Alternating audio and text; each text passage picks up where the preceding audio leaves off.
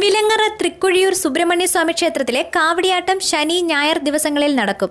ശനിയാഴ്ച രാത്രി 9 മണിക്ക് കാവടി പൂജ തുടങ്ങും. കൊട്ടാരക്കര താലൂക്കിലെ 35 പരം ക്ഷേത്രങ്ങളിലെ ദർശനത്തിനു ശേഷം രാവിലെ 8 മണിയോടെ ഘോഷയാത്ര വിലങ്ങറ ഇണ്ടളയപ്പൻ ക്ഷേത്രത്തിൽ എത്തിച്ചേരും. ആയിരക്കണക്കിന് വേൽധാരികളായ ഭക്തർ ഘോഷയാത്രയിൽ പങ്കെടുക്കും.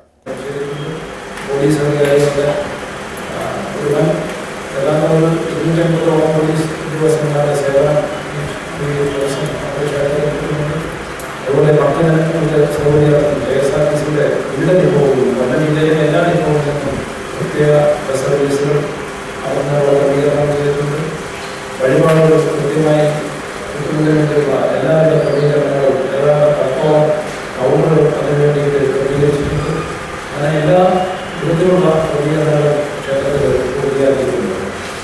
അതുപോലെ തന്നെ ഈ അണ്ടർപുറം ക്ഷേത്രങ്ങളിൽ നിന്നും വേലുകുത്തി വരുന്ന സ്വാമിമാരാണ് അവിടെ വേലുകുത്തി വരുന്ന സ്വാമിമാരുടെ മുടിയോടുകൂടിയാണ് കാവടി ക്ഷേത്ര എന്ന ക്ഷേത്രത്തിൽ സംഗമിക്കുന്നത്.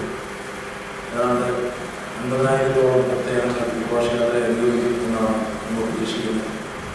ഉച്ചയ്ക്ക് 12 മണിയോടെ സ്വർണ്ണക്കാവടി എഴുന്നള്ളത്തും വേൽക്കാവടിയാട്ടവും ഇണ്ടളയപ്പൻ ക്ഷേത്രത്തിൽ നിന്നും ആരംഭിച്ച് രാത്രി 8 മണിയോടെ സുബ്രഹ്മണ്യ സ്വാമി ക്ഷേത്രത്തിൽ എത്തിച്ചേരും. തിരുവനന്തപുരം രാജൻ സ്വാമിയുടെ മുഖ്യ കാർമ്മികത്വത്തിലാണ് അഗ്നിക്കാവടിയാട്ടം നടക്കുന്നത്. News bureau, Kottarakkara.